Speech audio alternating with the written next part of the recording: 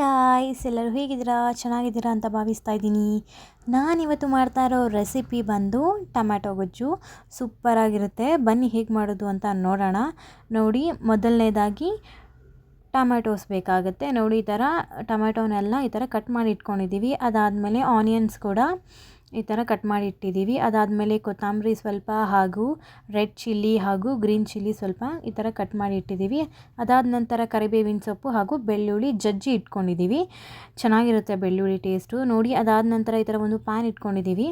So ಅದಕ್ಕೆ cooking ಆಯಿಲ್ನ add ಮಾಡ್ಕೊಳ್ತಾ ಇದ್ದೀವಿ. ಆ್ಯಂಡ್ ಗೈಸ್, ನಾನು ವಿಡಿಯೋ ಅಪ್ಲೋಡ್ ಮಾಡಿ ತುಂಬ ದಿವಸ ಆಗಿತ್ತು, ಸ್ವಲ್ಪ ಗ್ಯಾಪ್ ಆಗೋಗಿತ್ತು. ಸೊ ಹಾಗಾಗಿ ಹೀಗೆ ರೆಸಿಪಿ ವಿಡಿಯೋ ಮಾಡೋಣ ಅಂತ ಮಾಡ್ತಾಯಿದ್ದೆ. ನೋಡಿ, ಈಗ ಎಣ್ಣೆ ಕೂಡ ಕಾದಿದೆ. ಸೊ ಇದಕ್ಕೆ ನಾವು ಸಾಸಿವೆ ಏನಿರುತ್ತೆ, ಸೊ ಸಾಸಿವೆನ ಹಾಕ್ತಾಯಿದ್ದೀವಿ. ನೋಡಿ, ಚಿಟಪಟ ಅಂತೈತೆ. ಸೊ ಅದಾದ ನಂತರ ಆ್ಯಂಡ್ ಗೈಸ್, ಸಾಸಿವೆ ಯಾವಾಗಲೂ ಚಿಟಪಟ ಅಂತ ಅನ್ಬೇಕು, ಆವಾಗಲೇ ಅದು ಟೇಸ್ಟು ಸೂಪರಾಗಿರುತ್ತೆ. ಸುಮ್ಮನೆ ಎಣ್ಣೆಯಲ್ಲಿ ಹಾಕಿಬಿಡೋದು ಅಲ್ಲ, ಅದು ಸೌಂಡ್ ಬರಬೇಕು, ಆವಾಗ ತುಂಬಾ ಟೇಸ್ಟಿಯಾಗಿರುತ್ತೆ.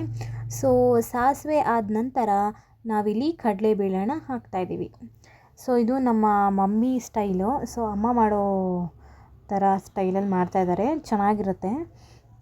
ಸೊ ನೋಡಿ, ಈ ಥರ ಕಡಲೆಬೇಳೆ ಕೂಡ ಬೇಯ್ತಾ ಇದೆ. ಅದಾದ ನಂತರ ನಾವು ಏನು ತೊಗೊಂಡಿದ್ವಿ, ಕರಿಬೇವಿನ ಸೊಪ್ಪು, ಸೊ ಅದನ್ನು ಕೂಡ ಆ್ಯಡ್ ಮಾಡ್ಕೊತಾ ಇದ್ದೀವಿ. ಅದಾದಮೇಲೆ ಗ್ರೀನ್ ಚಿಲ್ಲಿ ಹಾಗೂ ಅದ್ರ ಜೊತೆಗೆ ರೆಡ್ ಚಿಲ್ಲಿ ಏನು ತೊಗೊಂಡಿದ್ವಿ ಅದನ್ನು ಕೂಡ ಆ್ಯಡ್ ಮಾಡ್ಕೊತಾ ಇದ್ದೀವಿ. ನೋಡಿ, ಈ ಥರ ನೀಟಾಗಿ ಮಿಕ್ಸ್ ಮಾಡ್ಕೊಳ್ಬೇಕಾಗುತ್ತೆ ಖಾರ ಎಲ್ಲ ಇಳಿಯೋವರೆಗೂ. ಆ್ಯಂಡ್ ಅದಾದಮೇಲೆ ಬೆಳ್ಳುಳ್ಳಿ ಏನು ಜಜ್ಜಿಟ್ಕೊಂಡಿದ್ವಿ ಅದನ್ನು ಕೂಡ ಹಾಕ್ಕೊತಾ ಇದ್ದೀವಿ. ಆ್ಯಂಡ್ ಇದು ಬೆಳ್ಳುಳ್ಳಿ ಈ ಥರ ಜಜ್ಜಿ ಹಾಕೋದ್ರಿಂದ ಅದು ಒಂದು ಒಳ್ಳೆ ಫ್ಲೇವರ್ ಕೊಡುತ್ತೆ. ಆ್ಯಂಡ್ ಅದು ನಾವು ತಿನ್ನೋವಾಗ we can enjoy the flavour ಅಂತಲೇ ಹೇಳ್ಬೋದು. ಸೊ ನೋಡಿ, ಎಷ್ಟು ಚೆನ್ನಾಗಿದೆ.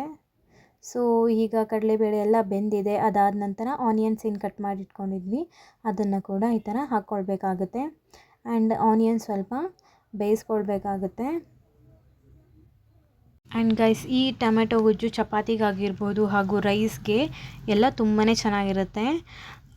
ಒಬ್ಬೊಬ್ಬರು ಚಪಾತಿಗೆ ಮಾತ್ರ ಮಾಡ್ಕೊತಾರೆ, ಬಟ್ ಇದು ರೈಸ್ಗೆ ಕೂಡ ಸೂಪರಾಗಿರುತ್ತೆ.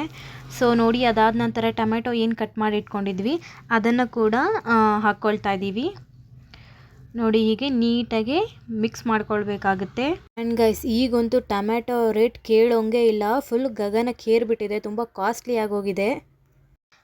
ಟೊಮ್ಯಾಟೊ ಚೆನ್ನಾಗಿ ಬೇಗ ಬೇಯಬೇಕು ಅಂದರೆ, ತುಂಬ ಚೆನ್ನಾಗಿ ಹಾಗೂ ಬೇಗ ತುಂಬ ಕಡಿಮೆ ಸಮಯದಲ್ಲಿ ಬೇಯಬೇಕು ಅಂದರೆ ನಾವು ಸಾಲ್ಟನ್ನು ಹಾಕಬೇಕಾಗತ್ತೆ.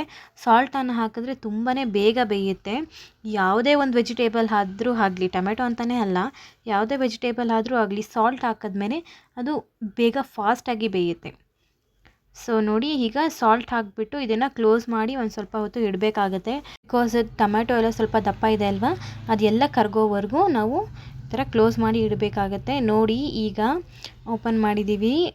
ನೋಡಿ, ಎಷ್ಟು ಚೆನ್ನಾಗಾಗಿದೆ, ಎಷ್ಟು ಚೆನ್ನಾಗಿ ಕರಗಿದೆ ಅಲ್ವಾ. ಈಗ ಇದಕ್ಕೆ ಅರಿಶಿನ ಪುಡಿ ಏನಿರುತ್ತೆ, ಟರ್ಮರಿಕ್ ಪೌಡರ್, ಅದನ್ನು ಆ್ಯಡ್ ಮಾಡ್ಕೊಳ್ತಾ ಇದ್ದೀವಿ ಕಲರ್ಗೋಸ್ಕರ, ಚೆನ್ನಾಗಿರುತ್ತೆ. ಆ್ಯಂಡ್ ಅದು ಇಮ್ಯುನಿಟಿನ ಕೂಡ ಹೆಚ್ಚಿಸುತ್ತೆ. ಅದಾದಮೇಲೆ ಖಾರದ ಪುಡಿ ಏನಿರುತ್ತೆ, ಸೊ ಅದನ್ನು ಕೂಡ ಹಾಕ್ಕೊಳ್ತಾ ಇದ್ದೀವಿ, ಚೆನ್ನಾಗಿರುತ್ತೆ.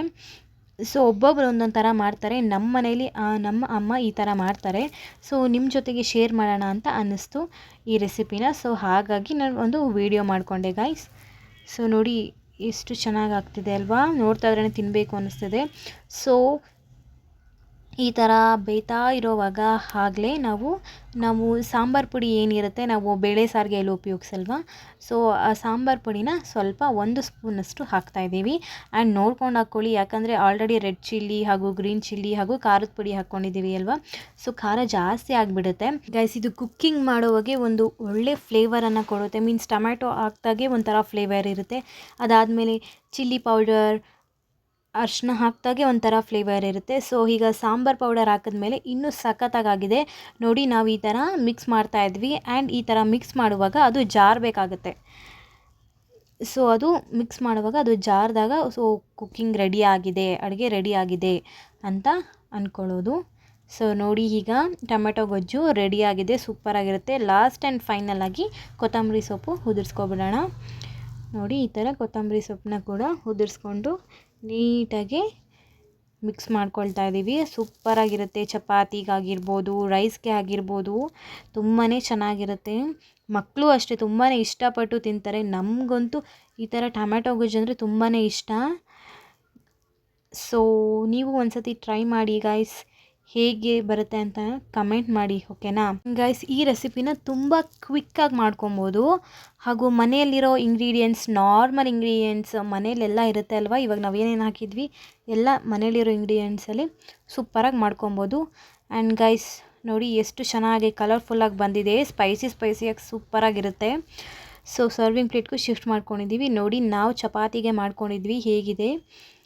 ಸೊ ಈ ವಿಡಿಯೋ ನಿಮಗೆ ಇಷ್ಟ ಆಗಿದ್ದರೆ, ರೆಸಿಪಿ ನಿಮಗೆ ಇಷ್ಟ ಆಗಿದ್ದರೆ ಪ್ಲೀಸ್ ಲೈಕ್ ಮಾಡಿ, ಶೇರ್ ಮಾಡಿ ಹಾಗೂ ಕಮೆಂಟ್ ಮಾಡಿ. ತಪ್ಪದೆ ನಮ್ಮ ಚಾನಲ್ನ ಸಬ್ಸ್ಕ್ರೈಬ್ ಮಾಡಿ. Thank you. Keep watching.